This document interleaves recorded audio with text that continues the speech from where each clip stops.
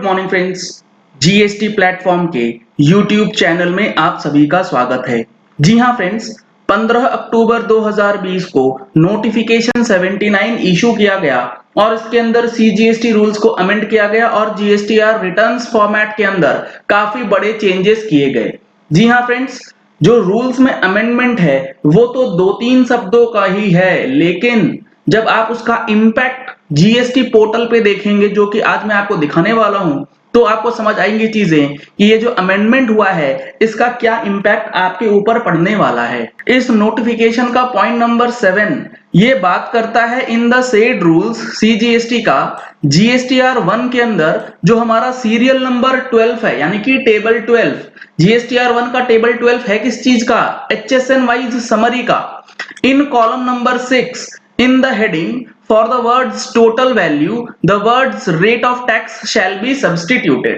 ये लग रहा है काफी छोटा चेंज कि टोटल वैल्यू को सिर्फ रेट ऑफ टैक्स से ही तो सब्स्टिट्यूट किया गया है, बट ये चीज जब पोर्टल पे आएगी तो कैसे दिखेगी और किस तरीके की प्रॉब्लम्स आपको आ सकती हैं वो आज इस वीडियो में समझ में आएगा। इस टॉपिक पे आगे चलने से पहले आपके लिए एक इंपॉर्टेंट इंफॉर्मेशन ये है कि जीएसटीआर 9 और 9C जो कि फाइनेंशियल ईयर 18-19 से रिलेटेड फाइलिंग होनी है 31 अक्टूबर से पहले पहले। उसका ऑनलाइन ट्रेनिंग सेशन 18 अक्टूबर यानी कि कल ऑर्गेनाइज किया गया है जीएसटी प्लेटफॉर्म की तरफ से, जिसके रजिस्ट्रेशन के लिए आप इस नंबर पे कॉल कर सकते हैं और अपनी सीट्स जो है वो बुक करा सकते हैं। अब देखिए, मैं आपको दिखाता हूं जो ये रूल चेंज हुआ है और इसका इम्पैक्ट क्या पड़ेगा। सबसे पहले आपको मैं ये दिखा दूं कि अभी फिलहाल जो हमारा जीएसटीआर 1 है उसके अंदर एचएसएन वाइज समरी का क्या हिसाब किताब रहता है और किस तरीके से डेटा आप फाइल करते हैं। ये मैंने ओपन करा है करंट महीने का, यानी कि अगस्त महीने का जीएसटीआर 1। ये आप देख पा रहे हैं जीएसटीआर 1 का जो हमारा टेबल नंबर 12 है ये बात करता है HSN wise summary of outward supplies. इसके अंदर आप चलेंगे ऐड डिटेल्स में। अब इस टेबल के अंदर आप देख पा रहे हैं यहां पे दिया गया है टोटल वैल्यू। अब इस रूल्स में क्या चीज बताई गई, ये बताया गया है कि for the words total value the words rate of tax shall be substituted. तो यहां पर टोटल वैल्यू की जगह पे रेट ऑफ टैक्स आ जाएगा। सर इससे क्या फर्क पड़ेगा? क्या ही फर्क पड़ जाएगा इससे, मैं आपको दिखाता हूं इससे क्या फर्क पड़ने वाला है। आप ये समझो कि यहां पर रेट ऑफ टैक्स जब आ जाए तो यहां पर आपका ड्रॉप डाउन बॉक्स खुलेगा पहले तो, और उसके बाद जो आपकी टैक्सेबल वैल्यू है वो आप डालेंगे। तो इन सारी चीजों को अगर आप प्रैक्टिकली देखना चाहते हैं किस तरीके से होगा तो मैं आपको लिए चलता हूं एनुअल रिटर्न के अंदर। जी हां फ्रेंड्स, अगर आप एनुअल रिटर्न का जो हमारा एचएसएन वाइज समरी है आप उसको देखेंगे तो आपको ये अमेंडमेंट जो है इसका इफेक्ट समझ में आएगा कि जब ये चीजें जीएसटीआर 1 में इनकॉर्पोरेट कर दी जाएंगी, क्योंकि रूल्स तो अमेंड ऑलरेडी हो चुके हैं, तो वो किस तरीके से काम करेगा। यहां पर आप देख रहे हैं गुड्स और सर्विसेज डिटेल्स आपको अलग अलग मांगा जा रहा है। आपको सबसे पहले गुड्स और सर्विसेज का एचएसएन कोड डालना है। अब देखिए यहां पर क्या चीज मैंडेटरी कर दी गई है। यहां पर अब बता दिया गया है कि आपका जो टोटल वैल्यू था उसकी जगह पे रेट ऑफ टैक्स आएगा। इस टेबल में आपको कहीं भी टोटल वैल्यू नहीं दिखेगी, बाकी सारी चीजें जीएसटीआर 1 के टेबल के हिसाब से है।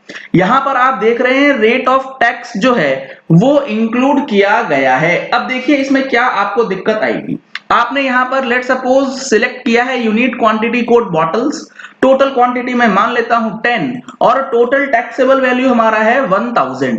अब इसके बाद जब वो टोटल वैल्यू से हटके रेट ऑफ टैक्स के अंदर चला जाएगा तो आपको अभी जो आप करते हैं, अभी आप कैसे करते हैं, अभी आप जब जीएसटीआर 1 फाइल करते हैं आप सिंपली टैक्सेबल वैल्यू ये आपने डाल दिया 1000 रुपए और टैक्स का अमाउंट जो है वो आप मैनुअली फीड कर देते हैं 250 प्लस 250। अगर आप 250 भी नहीं करते हैं 200 प्लस 200 भी कर देते हैं तो डेटा आपका सेव हो जाता है, क्योंकि वहां पर कोई भी वैलिडेशंस नहीं है। लेकिन जब ये रेट ऑफ टैक्स हो जाएगा तो क्या इंपैक्ट पड़ेगा। अब देखिए 1000 रुपए के ऊपर अगर आपका टैक्स बनता है 50 रुपीज और आपने गलती से 50 रुपीज की जगह पे 1 रुपए भी ज्यादा डाल दिया है तो आप डेटा सेव नहीं कर पाएंगे। यहां पर आप देख रहे हैं tax amount should be equal to the tax rate multiplied by the tax value. यानी कि taxable value multiplied by tax rate जो बनेगा वो आपका टोटल इनवॉइस वैल्यू से मैच हो जाना चाहिए, अदरवाइज आपको प्रॉब्लम आ सकती है। कैलकुलेशंस जो है एचएसएन समरी में फिलहाल नहीं होता है, आने वाले दिनों में जब ये चीजें प्रैक्टिकली हो जाएंगी तो ये कैलकुलेशंस भी आपको ध्यान में रखनी होगी। अब मैं यहां से सीजीएसटी एसजीएसटी का अमाउंट हटा देता हूं, क्योंकि 1,00,000 रुपए पे 5% 50 रुपीज ही बनेगा टोटल टैक्स, आईजीएसटी सीजीएसटी और एसजीएसटी इंक्लूड करने के बाद। अब इसे आप ऐड करेंगे तो ये डेटा जो है प्रॉपरली ऐड हो जाएगा।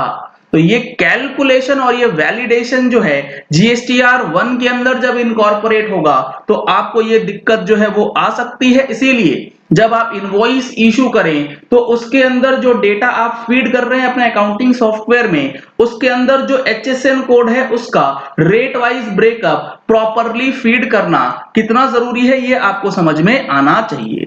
अब यहां पर एचएसएन वाइज डिटेल्स जो एचएसएन डालने की बात होती है उसके अंदर भी चेंजेस किया गया है। उसमें क्या चेंजेस किया गया, अगर आपका टर्नओवर 5 करोड़ रुपए या उससे कम है तो आपको मैंडेटरी 4 डिजिट तक एचएसएन मेंटेन करना है, और अगर आपका टर्नओवर 5 करोड़ रुपए से ऊपर है तो 6 डिजिट मैंडेटरी कर दिया गया है आप सभी के लिए 1 अप्रैल 2021 से। तो एचएसएन वाइज समरी और इनवॉइसिंग से रिलेटेड ये काफी बड़ा अपडेट है जो कि आपको अपने सिस्टम में लाना होगा, अदरवाइज आपको जीएसटीआर 1 फाइल करने में दिक्कत आ सकती है। और अगर आप जीएसटीआर 1 फाइल नहीं करेंगे तो आप अपनी जीएसटीआर 3B भी फाइल नहीं कर पाएंगे, ऐसा इन्होंने लिख करके दे दिया है। काउंसिल मीटिंग में यह डिसीजन ले लिया गया है कि जीएसटीआर 1 पहले फाइल होगी, उसके बाद ही जीएसटीआर 3B जो है उसको फाइल करने के लिए अलाउ किया जाएगा।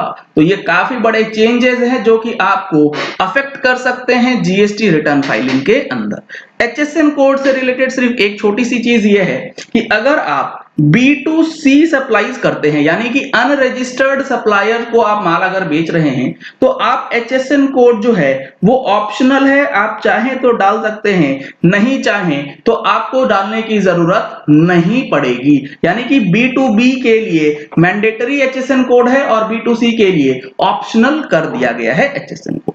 चलिए इस वीडियो को यही एंड करते हैं। आशा करते हैं कि आपको ये वीडियो पसंद आया होगा। अगर आपको ये वीडियो पसंद आया तो इस वीडियो को लाइक और शेयर करना मत भूलिएगा, ताकि जीएसटीआर 1 के अंदर छोटा चेंज दिखने वाला कितना बड़ा इंपैक्ट आपके ऊपर कर सकता है वो आपको अच्छी तरीके से समझ में आ सके, बाकी लोगों तक ये इंफॉर्मेशन पहुंच जाए।